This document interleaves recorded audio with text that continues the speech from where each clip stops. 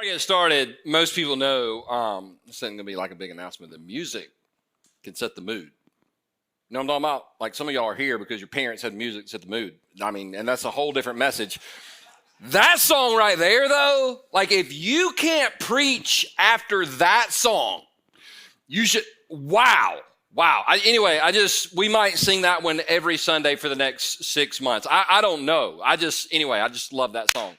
Today, we finish up our series in Esther. It's a 3-part series. So if you missed it, you can go back on Facebook or YouTube or MySpace. Ed, are we on MySpace? No, guess not. So anyway, but you can go back on any of our social channels and check out part 1 and part 2. Today is part 3 of pieces.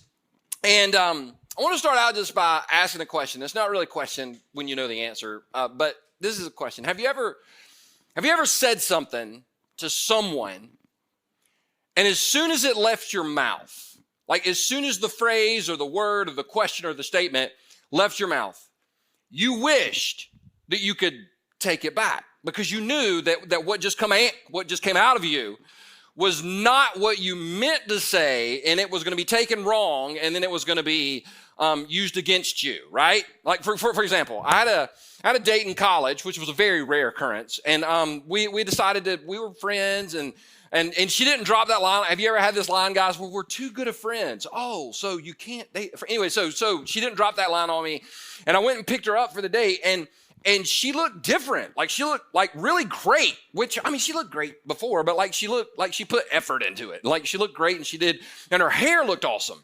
And so I've always been taught that like if you go on a date and the girl makes an effort and her hair looks good, say something about like you appreciate that or you look nice or whatever. So what I wanted to say was, your hair looks nice. That's fully what I intended to say. What came out of my mouth is, what happened to your hair? Now, your hair looks nice and what happened to your hair are two completely different ideas for a woman to take in. And so as soon as I said it and saw the look on her face and the tear in her eye, I was like, oh, I mean, what I meant to say was, but it doesn't matter. Because I already said what I meant to say. And all of us have said something to a brother or sister or mom, a dad, a spouse, a child, a parent, or whatever, that as soon as we said it, we wish we could take it back. On the flip side, every single person watching today, I don't care what your background is, what your ethnicity is, how rich you are, how poor you are, doesn't matter.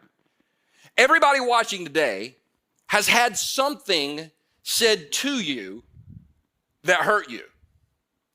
You had something said to you by somebody that you cared about or that you currently care about, and it hurt you. And one of the biggest lies in the world is this: sticks and stones may break my bones, but words will never hurt me. I'm going to go ahead and be honest. With some of the stuff that has been said to me and about me, I would have much rather had the sticks and the stones, because the pain associated with sticks and stones are temporary. You can heal from that. But I don't know about you. I can still remember stuff said about me in kindergarten. That stuff hurts. And we carry that stuff with us. There's some people watching today that you've never been physically abused, but verbally you've been beaten for years. And thank you to social media. And I'm not the anti-social media guy, but if you go down the rabbit hole of social media and let people that don't know you tell you what a bad person you are, that's like you take a beating every time you open your phone. You take a beating every time you log on. You take a beating every time you walk into that situation. And then we come to church. And for years and years and years and years and years, I felt like when I went to church, this was the message: you suck, get better, go home. And eventually I just got tired of that because I felt like I got beat up every single week. But then I began to discover in the Gospels and in the Scriptures that God's heart for us is a blessing, not a beating. That God doesn't want his children to get beat up every week. He doesn't want you and I to let people that don't even know us define us. He doesn't want to speak curses over our lives like other people have. He wants us to actually walk in blessing and in favor. So that's what we're going to talk about today in the book of Esther, because here's what I know. And we've used this illustration every week. The puzzle pieces. Like, this is what the box is supposed to look like. But when people start telling you things about you that rip you apart, this is what we're supposed to look like, but this is how we feel. And for the people that feel like this because you've been verbally torn apart, listen, by people you really do care about, I want you to understand today that song we just sang about God's favor in our lives, that's real, that's legit, that's something he wants for every single one of us. So let me do a really quick recap review, and then we'll dive right into the story. We're talking about Esther and another character named Mordecai. And the story starts out, they were taken captive from Jerusalem and moved to Persia. And just had their lives completely fall apart. They're enslaved. Next thing we know, the king, who is Xerxes, gets mad at his wife, banishes her, and then is like, oh my God, I don't have a wife.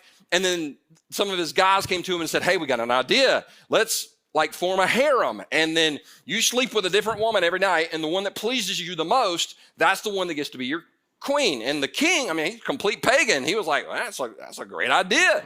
So he kind of goes through the process, poor guy, and winds up with Esther, which that's something we never really talk about, is Esther was a sex slave and had a book in the Bible named after her. And it's just, it's crazy how God can use everything for good. It blows my mind. Well, we found out that there's a guy in the story. We're going to talk a little bit more about him today. We talked about him last week too, named Haman. And Haman wanted to kill all of the Jewish people because he couldn't stand Mordecai, who was Esther's older cousin. And so Haman issued a decree for all the Jews to be killed. Mordecai goes to Esther, who's now the queen, and says, you need to go tell the king to put a stop to this. And Esther was like, I can't go into the king, because if you go into the king and he doesn't summon you, then you can be killed. And the king hadn't called for me for 30 days. And Mordecai was like, well, maybe this is the reason, Esther, that you're even in this position.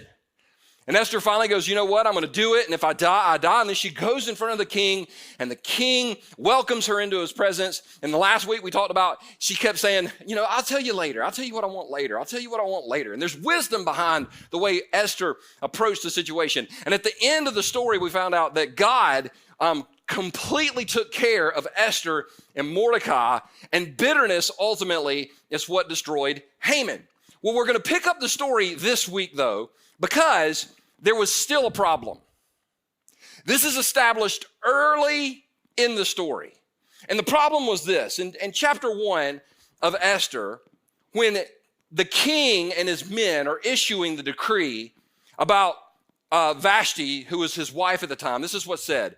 So if it please the king, we suggest that you issue a written decree, a law of the Persians and the Medes that cannot be revoked. Now keep this in mind.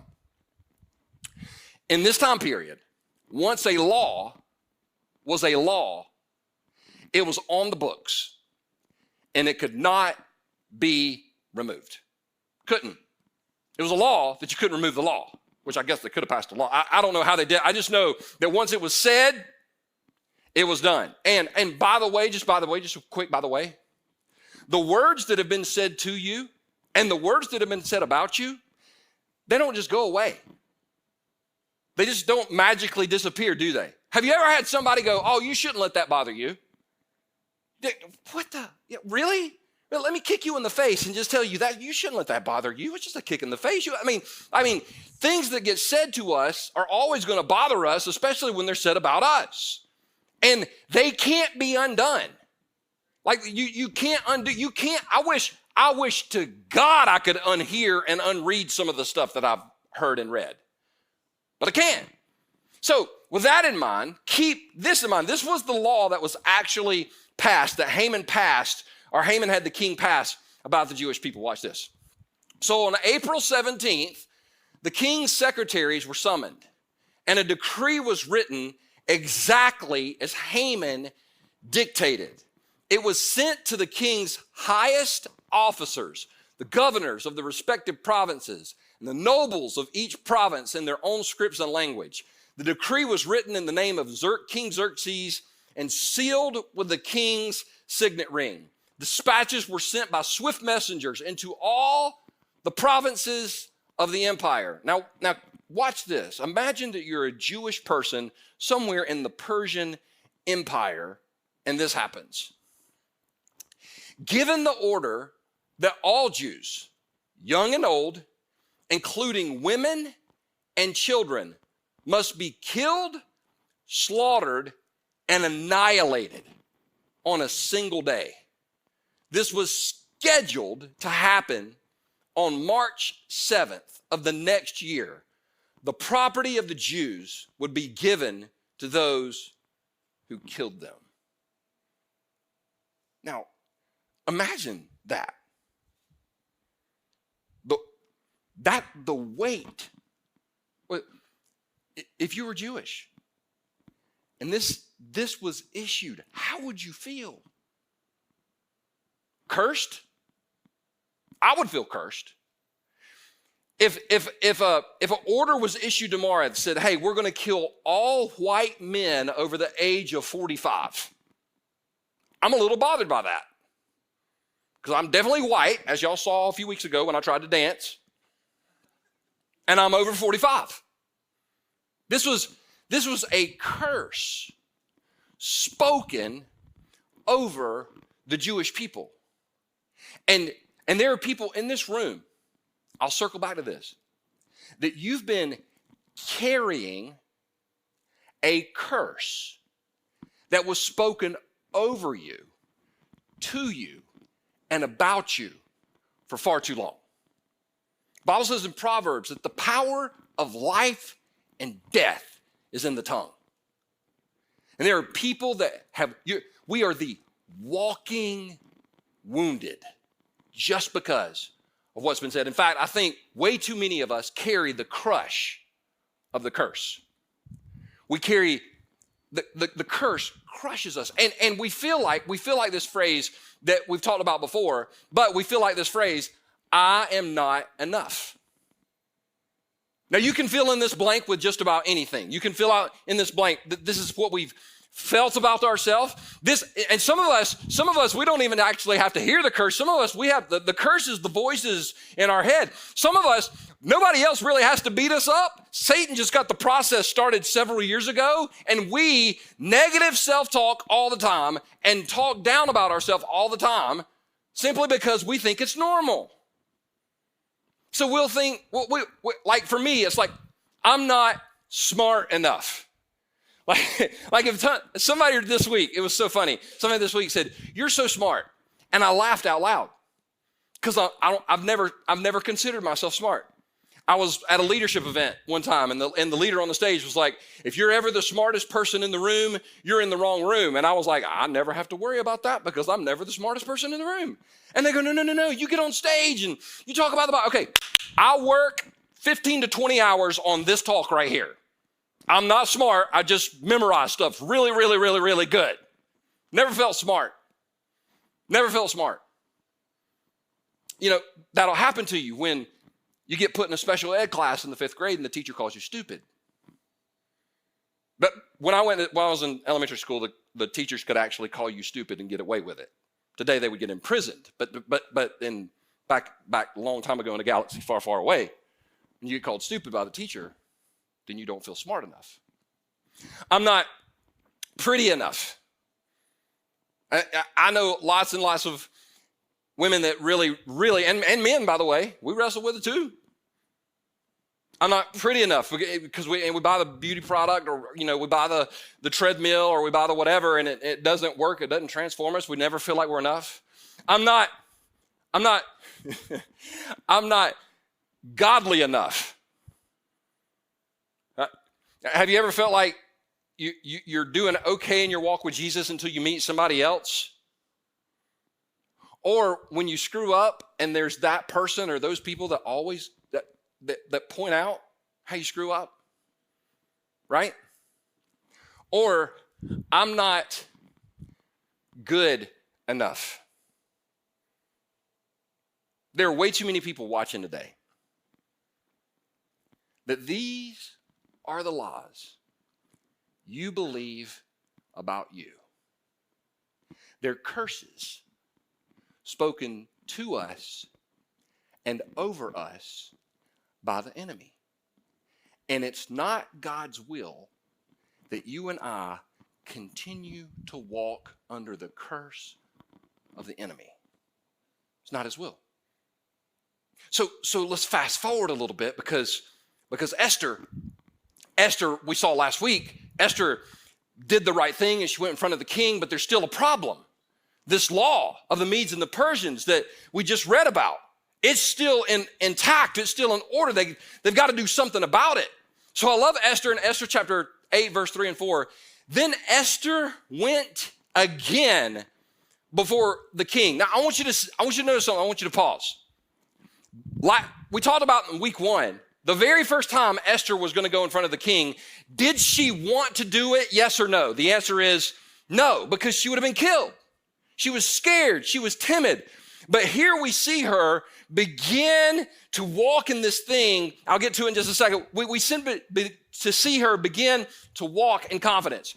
Esther went before the king, falling at his feet and begging him with tears to stop the evil plot devised by Haman the Agagite against the Jews. Again, the king held out the golden scepter to Esther, so she rose and stood before him. I love the fact that at the beginning of the story, Esther is scared, but now she's walking in confidence. See, at the beginning of the story, Esther's Jewish. The curse that was issued to the Jews was actually spoken over her. But by this point in the story, we see Esther almost saying in her own heart, I will not allow the curse to steal my confidence. And that's one of the things I believe that we, as followers of Christ, have got to learn. We will not allow the curse that others spoke about us steal the confidence that we have that we are in Christ.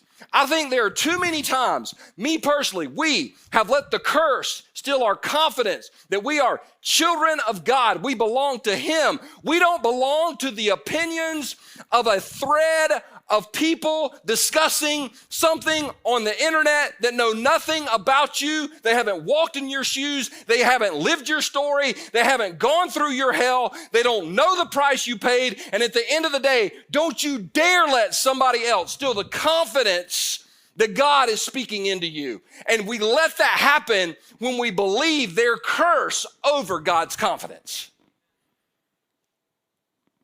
Man, I just hope we can wrap our minds around this, because all week long, I've been getting convicted.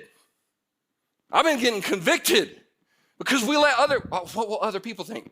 Who gives a damn? Really? I'm upset that you said that. I don't give a damn. Like who cares? Like who cares? Too many people.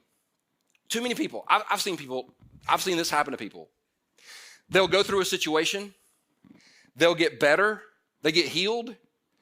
But there are people here that don't need them to be healed. They can't handle their healing. And because they can't handle their healing, they will speak curses over their healing rather than blessings over their healing. And if somebody is constantly speaking curses over you, trying to pull you back, listen, just walk away. So we'll keep on with the story because I've already cussed. So this is good. Esther said, if it pleases the king. Now notice what she's doing. She's still using wisdom. She's still appealing to the king. Watch this. If it pleases the king, and I have found favor with him, and if he thinks it is right, and I am pleasing to him, let there be a decree that reverses the order of Haman, son of Hammedatha, the Agagite, who ordered that Jews throughout all the king's provinces should be destroyed. For how can I endure to see my people and my family slaughtered and destroyed? In other words, Esther's like, we got to reverse the curse. I know we can't remove the curse. We can't unsay it. We can't unhear it. But we can reverse the curse. And I love the fact, don't miss this, Esther doesn't want this for just her. She could have totally played the card. Hey, king, listen, here's the deal. I'm Jewish, and the issue, but if you could just protect me, I got a couple friends, we kind of pull them in. Everybody else, no. She had a heart for people. This is how you know you're connected with Jesus, is you actually have a heart for people. And you don't want to spend your time like speaking negativity over their lives. You want to spend time encouraging them and building them up. This is why, let me just kind of say this is a little side rant. I've said this on a couple of Facebook Lives and Instagram Lives. This is why some people right now, you're so freaked out with anxiety and worry. Here's why. You're spending way too much time watching the news, and the news is doing nothing right now except speaking curses over everybody. Wear a mask, don't wear a mask. But pretty soon we're all gonna be walking around like freaking Darth Vader, just going to Walmart. I mean, I have to use the force to get the toilet paper and pull it to you. We have lost our freaking minds. And this is what, well, I have to be informed. Well, just look at it once or twice a day. Because I'm gonna go and tell you, they don't change anything. They just say the same thing. We're all gonna die. Okay, maybe we're not gonna die. Wear a mask. Don't wear a mask. Don't wear a mask. Wear a garbage bag. Don't wear a garbage bag. They can't figure it out. I'm just telling you. The reason I'm so laid back, I just don't want, I am not going to allow negativity to hijack my mindset. Your mindset belongs to you. And if you allow negativity to hijack your mindset, you have nobody to blame except for you. Let's just stop that. Let's just stop it. So anyway, wasn't even part of the whole Darth Vader thing. I don't even know where that came from. Here we go. Then King Xerxes said to Queen Esther and Mordecai the Jew, I have given Esther the property of Haman. He has been impaled on a pole. Talk about a bad day. Because he tried to destroy the Jews. Now, watch this. Go ahead and send a message to the Jews in the king's name, telling them whatever you want and seal it with the king's signet ring. But remember that whatever has already been written in the king's name and sealed with his signet ring can never be revoked. Once again, you can't unhear, you can't unread what somebody said to you or about you. So how do you deal with this? How do you deal? I mean, it's legit. How do you deal with this? Well, Esther and Mordecai, as we talked about last week, asking God for wisdom, we even covered it in week 1.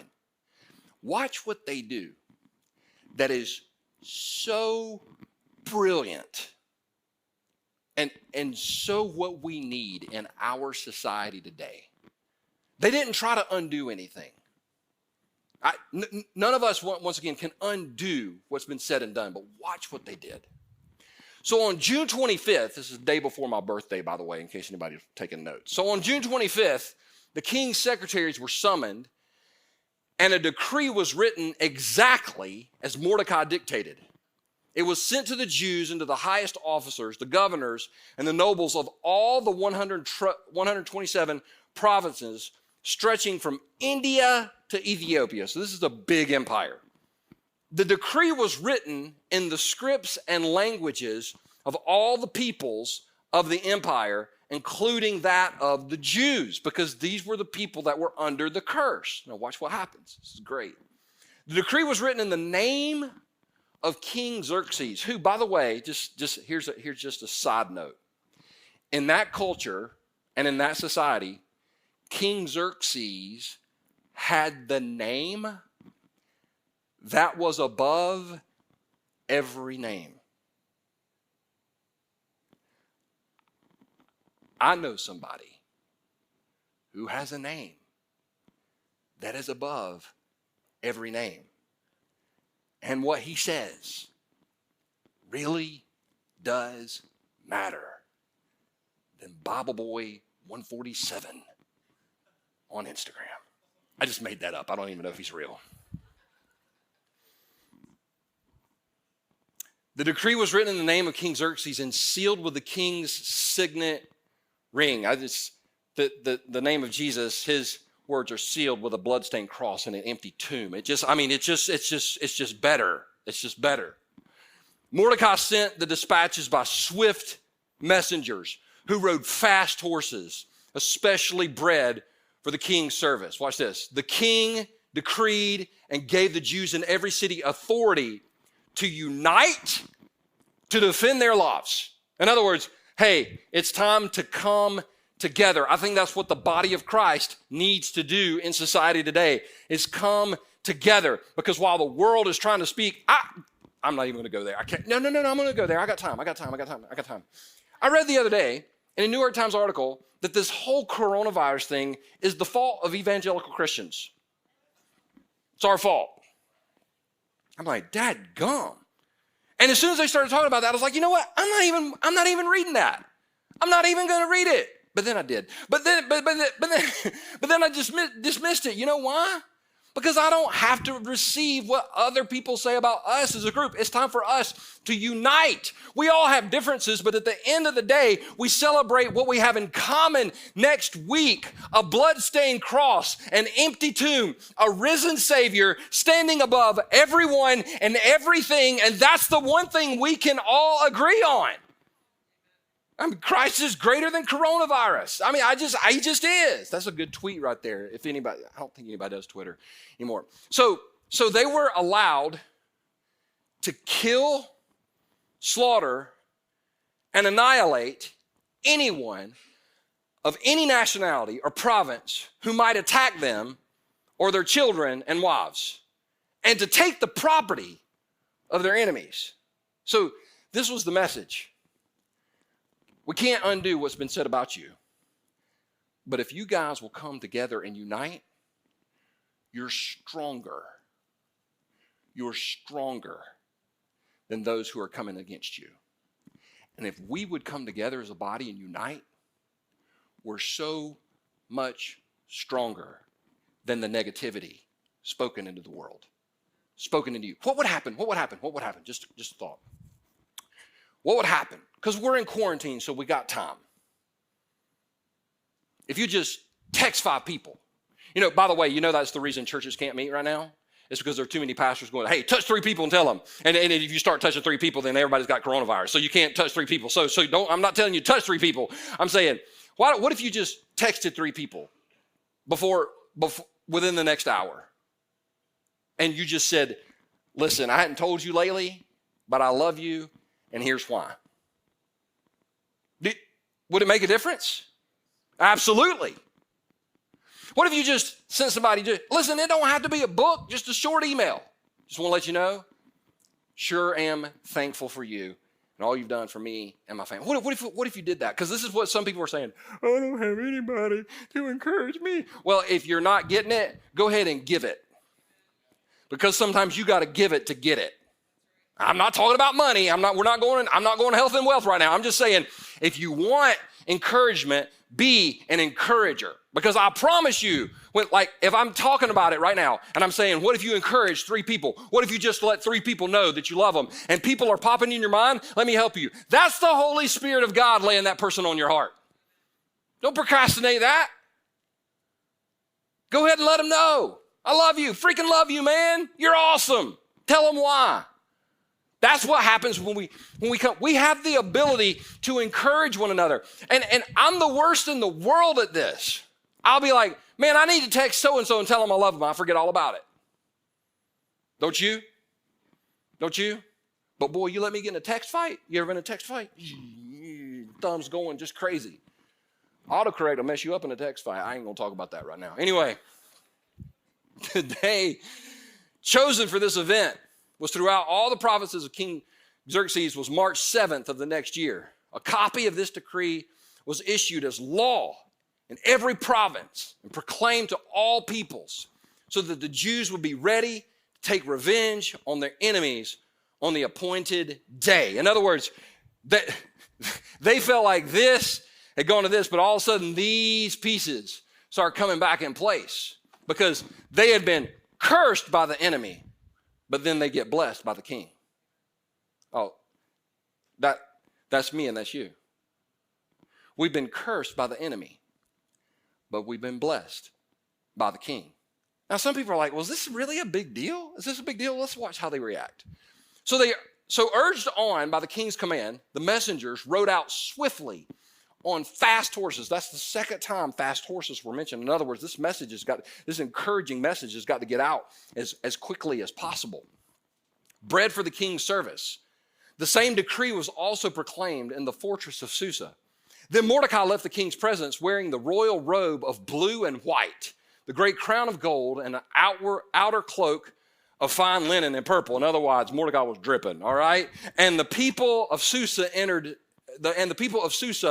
celebrated the new decree. In other words, they're getting pretty excited about it. The Jews were filled with joy and gladness and were honored everywhere. That should describe people that belong to Jesus. Filled with joy and gladness, not filled with anger and madness, right? Joy and gladness. That's what we should be known for. People have asked me, Perry, what happens? This whole coronavirus, what happens, Perry, if you get coronavirus? I'm like, me? What happens to me? I die. And if I die, I'm with Jesus. And if I'm with Jesus, I win. Don't feel sorry. Like, I'm with Jesus, I win. I win either way. I get to stay here, I win. I get to go, I win. I win. If you are a follower of Christ at the end of the story, no matter how jacked up our story might be, we win because we are on Team Jesus. That's something to celebrate. They're celebrating in this story. In every province and city, wherever the king's decree arrived, the Jews rejoiced and had a great celebration. That's what our church services should be. Great celebration, not great condemnation. Great celebration, because God is speaking a blessing over us, not trying to give us a beating each and every Sunday. This is what, sometimes some people need a beating. Well, my God, that's why you have no friends. That's why you are Bible Boy 147 on it. Anyway, and declared a public festival and holiday, and many of the people of the land became Jews themselves. For they, I love that, for they feared what the Jews might do to them. In other words, this was a thing, this was a movement, because they went from condemnation to celebration. I think that's what we as a church, as people of Christ need to understand, is you are not what the enemy said about you. You are not what they said about you. You are who God says you are. And God says you are, like when it comes to salvation, God says you are a child of God. You are unconditionally loved. You are automatically accepted into his family, not because of what we've done, but because of what God has done. We are saved, and because we are saved, we are his. Not only do we have his salvation to celebrate, but we can celebrate his strength that God in us enables us to do immeasurably more than anything we could ask or imagine. We have strength to make it through tough times. We have strength to make it through COVID-19. We have strength to make it through whatever the economy is going to do. We have strength because the Holy Spirit lives in us, and the one who is in us is greater than the one who is in the world. And at the end of the day, we have his song where he says, I want to bless you and keep you. I want my face shining on you. I want my favor in you and over you. We have songs to celebrate over and over and over again. So there's nothing I can say to take the pain away of those who have been hurt and wounded and beat down by the words of others. But what if we paused and just replaced the words of others with the words of Jesus? May his favor be upon you and your family and your children for 1,000 generations. May he go with you, and he is for you, and he's never leaves you and he never forsakes you. What if we began to believe the blessing rather than the words that bring the beating? I believe it would change our attitudes. I would believe it would change our churches. I believe it would change our nations if we just knew that his favor was upon us, that his favor is upon us, his favor is upon us.